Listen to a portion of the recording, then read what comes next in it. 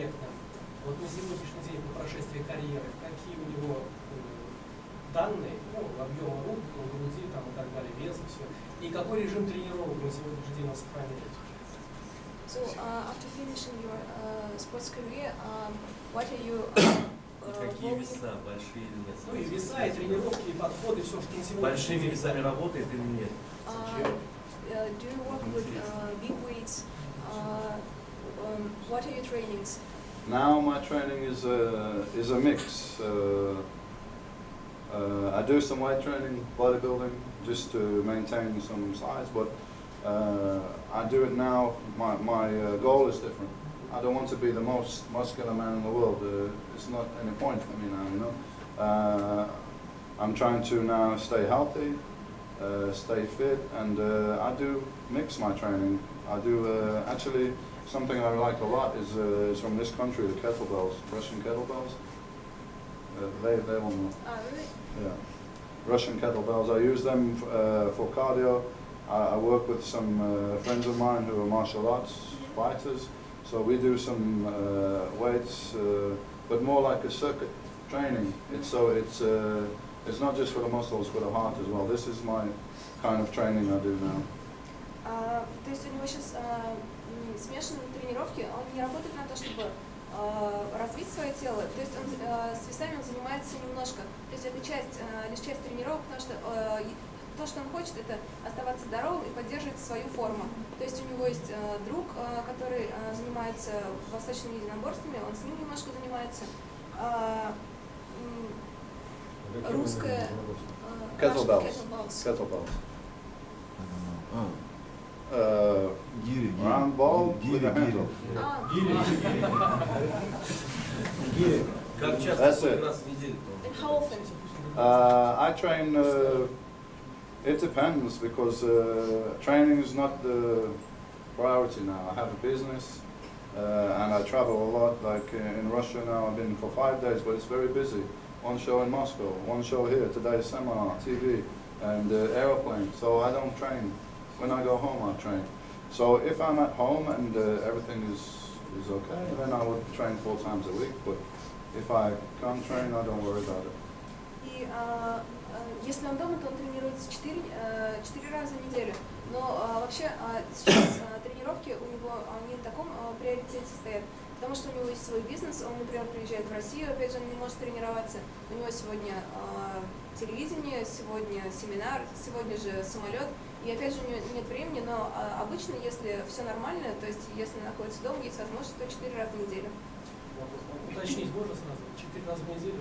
То есть вот в этом возрасте, по прошествии карьеры, значит, сколько подходов, какие, ну, писала бы Гандилов, сколько подходов, сколько раз в неделю мышцы укорачивать, допустим, группу там. Каждую группу мышц. Как часто? Вот в этом возрасте, сейчас. And, now in your age, Сколько подходов, как часто каждую группу мышц? How many sets do you do and how often do you train every part of your body, every muscle? Mostly once a week I do something, and for each exercise probably just 3 sets, you know, because I'm just trying to maintain, and I have some injuries, shoulder and tricep, so the pushing things I can't do anymore. I can't do any bench press or overhead press. Back training and leg training I can still train pretty strong, and nobody in my gym wants to train legs with me, even the very young guys, because they know I'm very strong on legs and I have very good, for a big guy I have very good cardio system. Actually, because I train with the fighters, most of the fighters are 80 kilos, maybe 90 kilos maximum, and I train with these guys and they told me that I'm the only guy with a body weight over 100 kilos who can do the cardio workout with them. То есть он тренируется в основном раз в неделю. You mostly train once a week. Well, each everything once a week. Да, то есть каждую часть тела он прорабатывает 1 раз в неделю. Делает 3 сета, и какие упражнения он не делает, это на плечо и на локоть. То есть везде, где это задействовано, например, не отжимается, потому что у него здесь травмы, да. И в основном прорабатывает ноги и спину. Да, и спину. И люди, которые с ним тренируются, они знают, что если они пришли на тренировку, то это будет очень тяжело, потому что он очень силен в ногах. И также он тренируется с with fighters, you mean martial arts. Yes. Он тренируется с борцами, то есть кто занимается восточными единоборствами. И они, ну, то есть тоже говорят, что у него очень сильные ноги, и ему также говорят то, что, ну, то есть он считает то, что для человека такого объема у него очень хорошее сердце. Еще уточнить хотел, можно? Смотрите, раз в неделю группа, мы уже выяснили, да? Дальше, значит, 3 подхода он делает на группу, а сколько упражнений на группу? And how many exercises do you do for each group of muscles? 2 or 3 usually. 2 или 3 обычно. 2 или 3 упражнения. И последнее, если это корректно, он зачтет параметры его объема на сегодняшний день. What are the volumes of your Measurements. measurements? I don't know, don't care. Я не знаю, мне все равно. Вопросы? Ну, часто приходится видеть спортсменов российских и американских. У меня вопрос такой. Насколько российские атлеты по ногам отстают от американских, если учитывая тот момент, что у американцев ноги объем начинается с 80 сантиметров? И самый главный вопрос, основной вопрос. Про бицепс ноги. Что он скажет про российских атлетов и про американских? Да. Потому что у американских атлетов бицепс ноги очень сильно развиты. То есть все позы по ногам, то есть я не проигрываю. Это мое мнение. То есть что он скажет по вопросу, что нижняя часть как прорабатывает российский спортсмен? And what is your opinion about the legs, about the legs of Russian guys, Russian athletes? Because Americans, they are very strong in legs. Their biceps are very strong, and usually the measurement of the leg start from 80 centimeters. Well, I don't really know. It's okay to take measurements for your own use because you can see, oh, now it's bigger or whatever, but it doesn't matter your measurement. It's what you look on stage. That's the main thing. And I did notice, maybe I made one comment, but everybody listens to every comment I make. So I made one comment at a contest, I think in Russia. Somebody asked me, so how about the Russian guy? I say, yeah, they're good, but I notice I don't see many good guys with the good hamstrings. And one comment, and now everybody's still talking about it, but it was just something I noticed, and I don't know why that is, because I don't really know how the Russian guys train their legs. I didn't do anything special as far as exercises, because there's only a few exercises you can do. So I can tell you what I do. I don't know what the other guys do. But the hamstrings, I believe, it's a very explosive muscle. If you look at sprinters who do 100 meters, 200 meters, they usually have very good hamstrings. So I think sometimes people make a mistake because the quadriceps, they respond very well to higher repetitions, maybe 15, 20 reps on quadriceps. But the leg biceps is different. It's more explosive fibers. So you need to do in between like 6 and 8 reps. Then you'll get better progress. Maybe you repeat after, because I need to tell Okay, tell me. То есть он считает, что измерение ног это вообще не так важно. Вы должны это делать для себя. Но он считает, что вот это пошло мнение, что у русских ноги слабые. После комментария, который один раз он сделал, то есть однажды у него спросили, как ты там думаешь, как вот этот парень тебе? И он сказал, ну, вроде нормальный, но что-то у него там не то с ногами, то есть что-то не проработано. И все люди слушают каждый его комментарий, и потом уже начинают все это обсуждать, и, видимо, это слух такой пошел.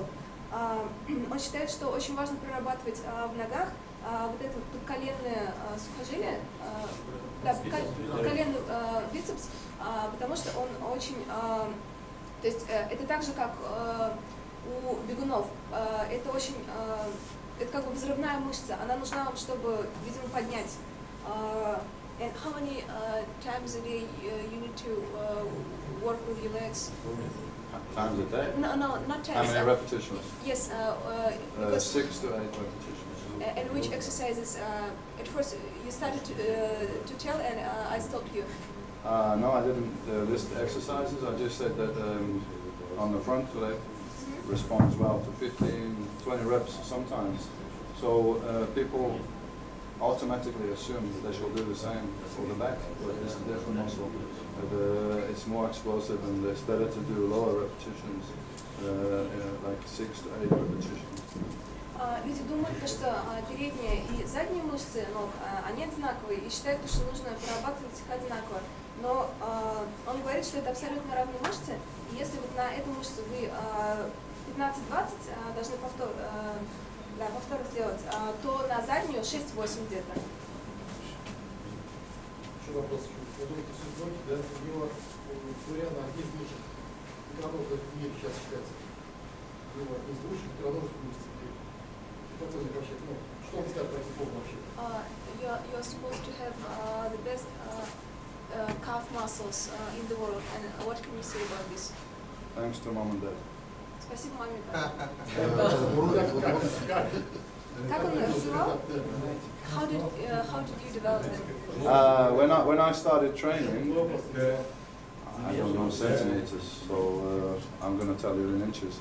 When I started training, my calves were already 2 inches bigger than my arms, and now they're still pretty big, and I didn't do anything for 15 years since I left competition. I never did a calf race because there's no point. They're already big, so keep that in mind. But I can still tell you what I did for calves and what I believe is the best and what I do for other people, and that is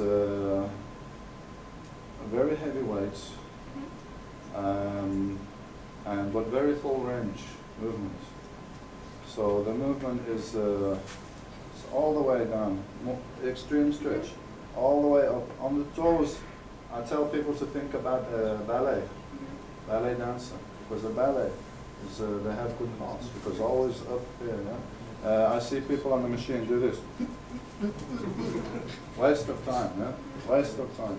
You need to go all the way down, all the way up.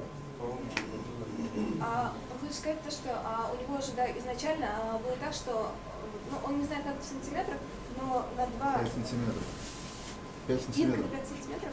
То есть ноги у него были на 10 сантиметров. На 5 сантиметров. 2,5 сантиметра 1 дюйм.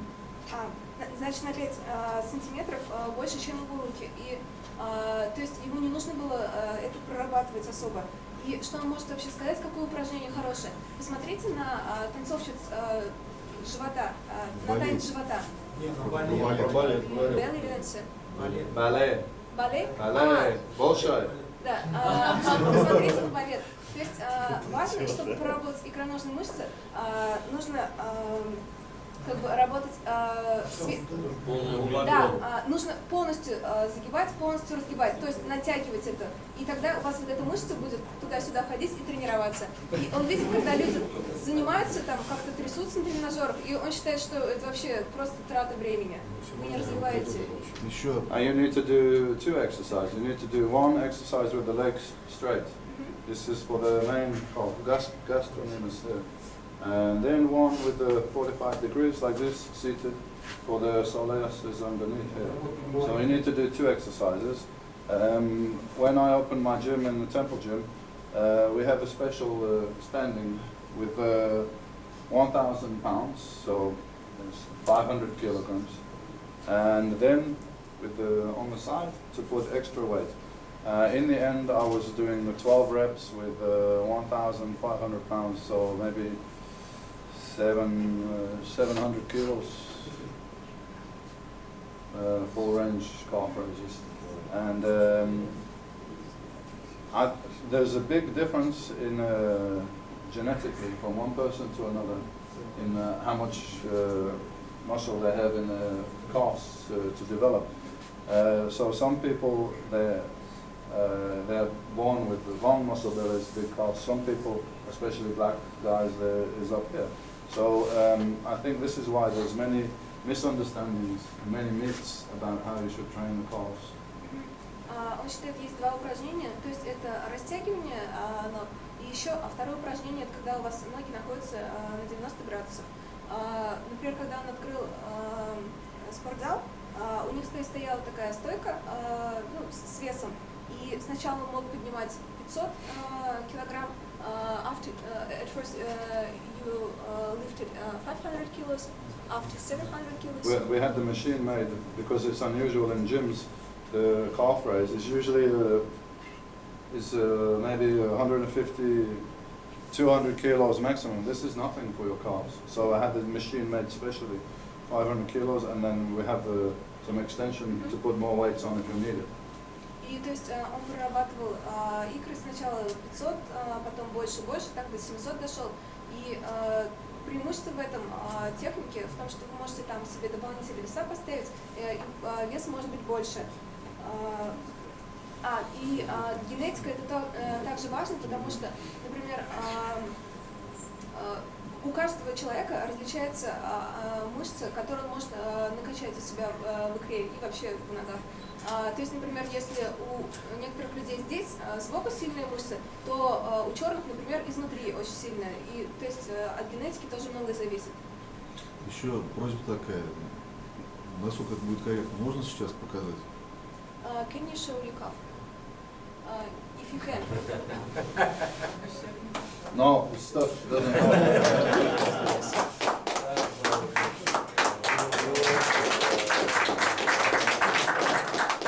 This last workout I did 15 years ago. И последний раз он прорабатывал их 15 лет назад. Just walking, that's it. Он просто ходит, поэтому... Очень успешный, знаменитый. Друзей много? Do you have many friends? Huh? Do you have many friends? I have a few friends. I don't need any more if he's offering. I'm making a joke, it's okay. Поклонников, Он говорит, несколько друзей у него есть, и больше ему не надо. I think the difference between myself and many bodybuilders is I love bodybuilding very much, and it's obviously it's a huge part of my life because I'm Mr. Olympia and I get to travel all around the world. But I have many thoughts and many interests outside of this sport. You know? And is it connected with your friends? Yeah, I have friends from the gym. I have friends from outside the gym who don't have anything to do with the gym. We have other things to discuss, and as you can see, this is my work. This is my job, and I'm talking now because it's my job. But I don't. Outside of this, I don't talk about bodybuilding. It's like a doctor. If he goes out with his friends, he's not going to talk with his friends about medicine because it's his work. He wants to live behind. So this is me. Away from the sport, I don't talk about bodybuilding. То есть у него несколько друзей, и не все эти друзья только в бодибилдинге. Это, то есть как доктор, он сейчас приходит, говорит, и потом уходит и со своими друзьями уже говорит не о бодибилдинге. И эти друзья могут быть вообще из какой бы то ни было сферы деятельности. То есть как бы у него друзья есть везде, но их несколько, то есть немного. But friends is a big word, you know, because I don't believe any of us have many friends. I think we have a lot of associates, but your friends are going to be the people who's going to come when you have real problems. Then you're going to know who your friends are. And if you can fill this hand with your real friends, then you're very lucky. То есть я не считаю, что у человека может быть много друзей. У вас может быть много приятелей, но друзья это только те, которые придут и помогут вам в трудную минуту. Если вы можете там правой рукой почувствовать там поддержку своего друга, то это уже очень хорошо, вам повезло очень. I had many friends when I was Mr. Olympia. Когда он был мистером Олимпии, у него было очень много друзей. Сейчас будут поклонники. Now you have many friends. Now I know who my friends are. А сейчас я знаю, кто мои друзья. Так, давайте сейчас оставляем еще 3 вопроса, потому что время уже 4. Потом будет фотосессия, там автограф-сессия и так далее. 3 вопроса еще. Вот когда вы выступали в своей карьере, вы были приверженцем больших весов своих тренировок. Это вопрос? Да, да, Вы да. были приверженцы? Да, да, да. А, Мы использовали большие веса. когда он Да. заканчивал карьеру? Нет, когда на пике, на пике. On the peak of your career, did you exercise with heavy weights? He doesn't know me very well.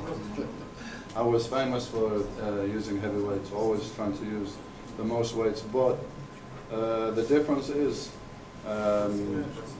I use the weight like a tool. So the lifts that I did were very, very controlled, so that I tried to put the stress on the muscle rather than just lifting from one point to another. So I see people bouncing the weights, throwing the weights around. If I wanted to do like this, then I could lift more weights, but it was not my goal. My goal was to work the muscles, and as they get bigger and stronger, you must use more and more weight. Ну, он хочет сказать то, что вообще он был популярен тем, что он работал всегда с большими весами, но его целью не было лишь поднять это, опустить. Таким образом, он мог бы поднять намного больше. Его целью было проработать каждую мышцу. То есть так, чтобы вы проработали, то есть подняли. То есть нужно было все делать осмысленно, да. Нужно было понимать, что вы делаете, на какую мышцу вы работаете. И со временем он стал все с большими и большими весами работать. Можно? У всех у нас, у известных, так скажем, в России бодибилдеров есть свои ученики. Если у вас ученики, не хотите ли вы подготовить своего какого-нибудь очередного ученика, мистера Олимпии еще очередного, и передать ему, допустим, свои знания?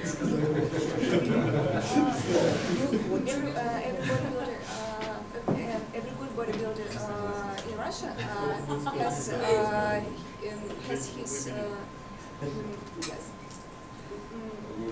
has his pupils, like the people who he's trained. Okay. So do you have the people who you train, and do you want to prepare someone for Mr. I have people that come to see me to visit. It's not my main business, because my main business is my nutrition company. This is keeps me busy all the time, and I have the gym, of course. So I have a limited time in order to train people. And if I'm to be very honest, I like to train people who are not competing, because when you get to work with people who are competing, then I expect them to do and give the same that I give, and not many people can do that. So, and I don't have time for being a babysitter. I don't know if you understand what that means. I don't have time to babysit people and to deal with their egos. So generally, I just train people in the gym for 1 hour, and that's it. I don't get involved very much in the contest preparation because usually I find these people they don't follow exactly what you say, and then they want to make some excuse why they didn't win and everything. So I don't need that stress. It's better for me to just train people in the gym, and that's it. Он не хочет тренировать, вообще готовить людей к соревнованиям, потому что вообще у него в настоящее время не очень много времени. Его основная работа — это вот эта вот компания по добавкам, и у него остается где-то вот всего лишь пару часов, чтобы потренировать людей в зале. То есть это время очень ограничено. И вообще, когда начинаешь тренировать человека, ты ждешь от него таких же результатов, которые делал ты, такого же прогресса. Но обычно люди не делают такого же прогресса, как делал он.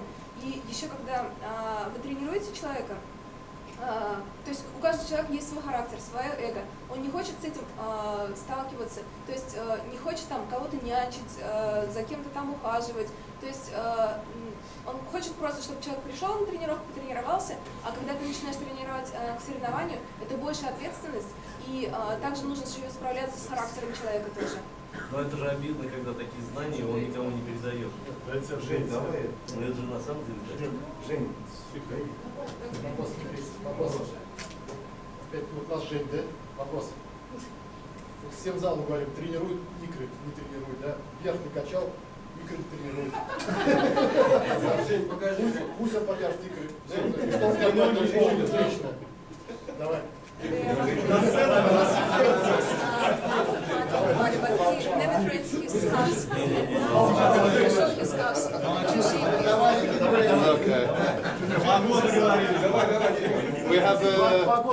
we have many people like this in England. We call them t-shirt bodybuilder. У них очень много людей таких в Англии, которые тренируют только верхнюю часть. Они называют бодибилдеры, футболочники. То есть вот тут вот есть. When they go to the beach, they wear long pants. Когда они идут на пляж, у них очень длинные штаны. Широкие. Женя говорит вам. Олимпия 2012. Кай Грин и Фил Хит. Кто ему больше понравился и его отношение к этим двум спортсменам? Последняя Олимпия, ну да.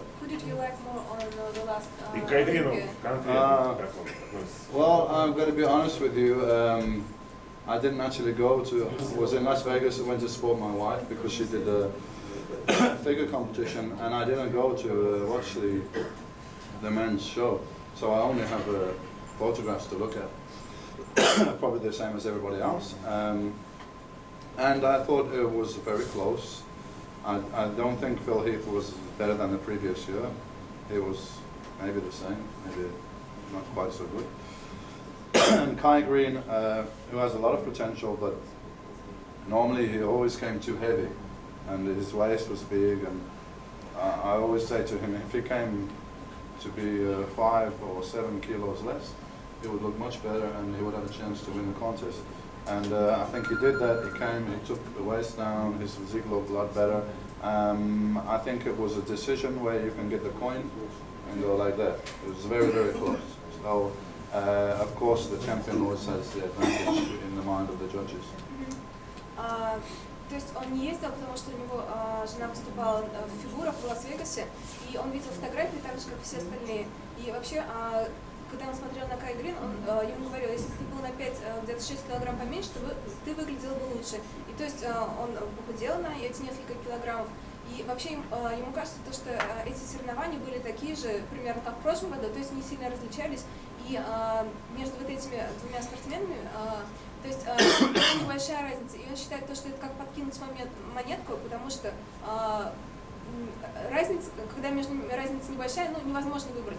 Но единственное то, что у победителя всегда как бы есть какая-то настройка на победу. И то есть, видимо, он был где-то вот в мозгу себя победителем. Нет, прежде всего у судей, так в мозгу тот чемпион на первом месте. А вот конкретно ему, может быть, на какую-то там малую долю, кто больше понравился? Или тоже монетка? Но он же не видел, он же не ездил. Нет, он ездил, он просто не видел соревнований, он фотографии смотрел.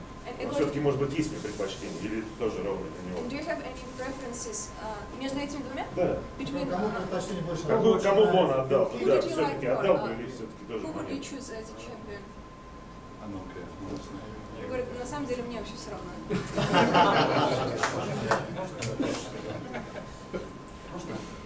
Сила мысли, визуализация, применял ли он Дорин успешный, Дорин самый лучший, перед сном? Аутотренинг. Did you use auto-training? Did you use a visualization of his success? Yeah, I did. I don't have any formal training or any in these areas, but I developed it for myself. So you have to have goals, both short-term goals and long-term goals, which, and I believe it's very strong if you write it down. You must write down what you want to achieve in the short term. Maybe in this month, I want to achieve this, and at the end of the year, I want to achieve this. You have to have things to aim for, and they have to be realistic. If you're going into the gym and you don't have any idea why you're there or what you're trying to achieve, you're not going to achieve very much. So you have to have these goals, and then before each workout. So every workout, when I finish the gym, I go home, I think, what did I do? 200 kilos for 6 reps. I write it down. Next week, when I come to do again the same workout, okay, what did I do? I look. I sit in a quiet place for 10 minutes. In my mind, I'm doing the workout. I can feel the weights, everything. And then when I go to the gym, it's like I already did it. You know, I've already prepared for the whole thing, what's going to happen. So yeah, I did the goal setting and visualization is very important. Он считает, что важно ставить цели и тоже визуализировать. То есть он делал эту работу, там занимался визуализацией, но он не делал это по каким-то стандартам, которые там принято людям делать, принято делать людьми. То есть он придумал для себя сам эту систему и сам по ней занимался визуализацией. То есть очень важно ставить большую цель и разбивать ее на маленькие. И нужно обязательно эти цели записывать. И нужно записывать то, чего вы достигли. То есть перед тем, как идти в спортзал, нет, он ставил себе цель, например, я поднимаю столько, и он прям чувствует, как он это поднимает, он прям ощущает вообще всем телом, как будто бы он, как если бы он находился на тренировке. И то есть, когда он уже идет на тренировку, то есть дома он уже подготовился, визуализировался, идет на тренировку, и он это поднимает, как будто он уже делает это второй раз. То есть у него уже была какая-то подготовка. И очень важно потом прийти домой, осмыслить, что ты сделал, там, записать, вот я поднял столько-столько, и потом дальше определить какое-то время, например, 10 минут, и ты сидишь снова и визуализируешь, как ты поднимаешь и чего ты достигаешь. То есть дневник, да? Такой дневник был постоянно. Да. If you want to climb the Mount Everest is the biggest mountain. If you want to climb this mountain and you can't even see the top, and your only thought is, oh, I want to climb this mountain, you're going to start, and then you're going to realize you're nowhere near to the top, and you're going to get fed up, you're going to get tired, you're going to go back down. But if you say to yourself, okay, I would like to one day get to the top of this mountain, but right now it's not the most important. The most important thing is I get here, to this place on the mountain. And you focus everything to get to this place. When you get to this place, okay, I'm here now. Now, what I'm going to focus on? Next little piece ahead, and so on and so on. And all these little goals then going to lead to, ultimately, to the biggest one. То есть это как подниматься на гору Эверест. Снизу вы не увидите ее пика. И то есть начнете вы подниматься по ней, и однажды вы поймете, о, все, я устал, пойду-ка я обратно.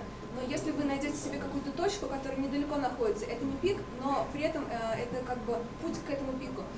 Вы находите точку и думаете, хорошо, сегодня там, я не могу добраться до этой горы, но однажды когда-то я достигну пика, но сегодня мне нужно дойти только до этого пункта. Вы доходите, потом знаете новую цель, уже до этой точки, и в конечном итоге когда-то вы доберетесь до вершины.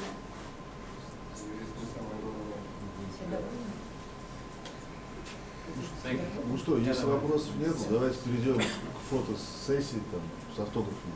What about autographs and photo Sure, session? if everybody is happy that I have any more questions, then great. Okay, thank you very much. Okay.